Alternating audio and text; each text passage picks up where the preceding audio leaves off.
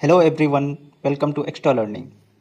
आज की इस वीडियो में हम लोग डिस्कस करेंगे एक्टिविटी 2.2। इस एक्टिविटी के थ्रू हमें ऑल फैक्ट्री इंडिकेटर्स के हेल्प से एसिड और बेस को आइडेंटिफाई करना है। तो हमारे पास एक्टिविटी में कुछ ऑल फैक्ट्री इंडिकेटर्स दिए हुए हैं। तो पहला है अपना अनियन, नेक्स्ट है vanilla essence and last one है आपका क्लोव ऑयल। तो हमारे पास टोटल 3 ऑल फैक्ट्री इंडिकेटर्स दिए गए हैं जिसके हेल्प से हमें एसिड और बेस को आइडेंटिफाई करना है। तो पहले ये जानते हैं जो ऑल फैक्ट्री इंडिकेटर्स होते क्या हैं। इस चैप्टर में इससे पहले हमने इंडिकेटर्स पढ़ा है और उन इंडिकेटर्स में आज फॉर एग्जांपल पीएच पेपर, तो पीएच पेपर में हम लोग कलर चेंज के हेल्प से पता करते थे आपका सामने वाला सब्सटेंस एसिडिक है या फिर बेसिक इन नेचर है।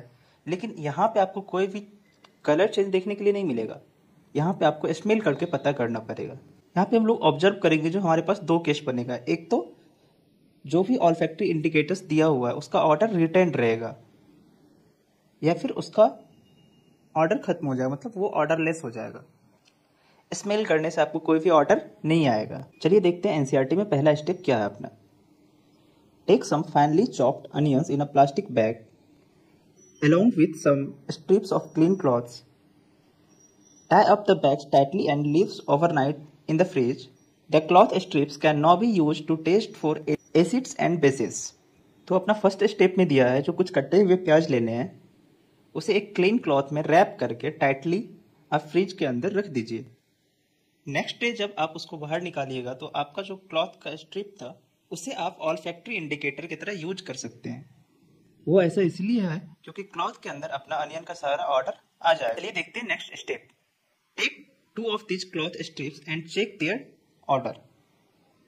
Keep them in a clean surface and put few drops of dilute hydrochloric acid solution on the strip and few drops of dilute sodium hydroxide solution on the other.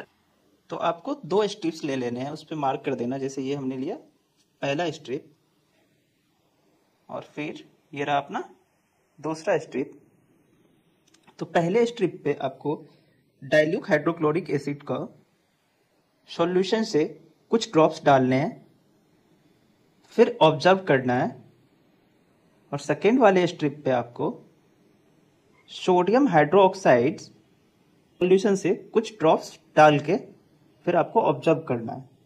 तो हम लोग observe करेंगे अपना जो पहला strip था जिसपे हमने एसिड यूज किया था, डाइल्यूट हाइड्रोक्लोरिक एसिड, उसके ऑर्डर में कोई भी चेंज नहीं आया। यहाँ पे जो है आपका ऑर्डर रिटेन्ड रहा है। जब हम लोग सेकेंड क्लॉथ स्ट्रिप जिसपे हमने बेस यूज किया था सोडियम हाइड्रोक्साइड, उसे स्मेल करके देखेंगे तो यहाँ पे आपको कोई भी ऑर्डर स्मेल नहीं होगा, मतलब ये बिल्कुल ऑर्डरलेस हो चुका है। तो हमने ऑब्जर्व करा अनियन का ऑर्डर एसिड के साथ तो रिटेन्ड रहता है, उसमें कोई भी चेंज नहीं आता है। तो आगे हम लोग ये ऑब्जर्व करते हैं जो वही अनियन जब हम लोग बेस के साथ लेते हैं तो उस अनियन का ऑर्डर खत्म हो जाता है। चलिए अब हम लोग डिस्कस करते हैं नेक्स्ट इंडिकेटर जो है हमारा उसको। अपना अगला इंडिकेटर है डाइल्यूट वेनिला एसेंस। तो पहले आपको 2 टेस्ट ट्यूब लेना है, एक में आपको डाइल्यूट HCl ले लेना है, फिर इसमें few drops of vanilla essence add करना है। जब आप कुछ drops of vanilla essence add कीजिएगा उसके बाद इसको अच्छे से सेक करना है। अच्छे से सेक करने के बाद आपको स्मेल करके आपके ऑब्जर्वेशंस बताना है। तो यहाँ भी हम ऑब्जर्व करेंगे जो अपना डाइल्यूट HCl था, एसिड था, उसके प्रेजेंस में वेनिला एसेंस के ऑर्डर में कोई चेंज नहीं आया, मतलब यहाँ भी इसने अपने ऑर्डर को रिटेन किया है। फिर आपको एक और टेस्ट ट्यूब लेना है, सेकेंड नंबर लेते हैं, और इसमें आपको लेना है sodium hydroxide as a base, और इसके अंदर भी कुछ ड्रॉप्स आपको डालने हैं वेनिला एसेंस के। तो यहाँ हम लोग ऑब्जर्व करेंगे सोडियम हाइड्रोक्साइड के प्रेजेंस में वेनिला एसेंस का ऑर्डर चला गया, मतलब ये वाला जब आप स्मेल कीजिएगा तो आपको कुछ भी ऑर्डर नहीं मिलेगा। तो यहाँ हमने देखा अपना जो second all factory indicator given था वेनिला एसेंस, एसिड के प्रेजेंट में उसके ऑर्डर में कोई भी चेंज नहीं आता, अपने ऑर्डर को रिटेन करता है, और बेस के प्रेजेंस में वो ऑर्डर लेस हो जाता है। तो इससे हम लोग एसिड और बेस को आइडेंटिफाई कर सकते हैं। और लास्ट इंडिकेटर अपना दिया हुआ है क्लोव ऑयल।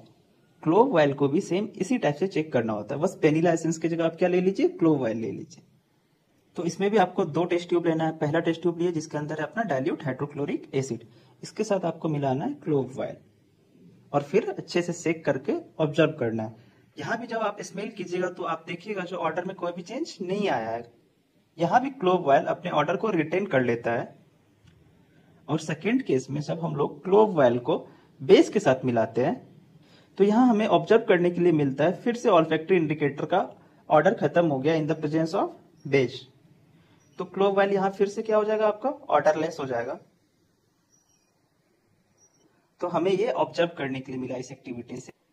आपके 3 ऑल्फैक्टरी इंडिकेटर्स जो गिवन थे, पहला अनियन, सेकेंड आपका vanilla essence and last clove oil.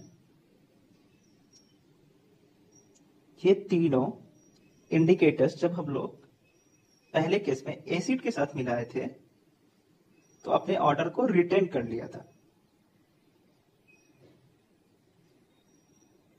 और जब हमने इसे बेस के साथ मिक्स किया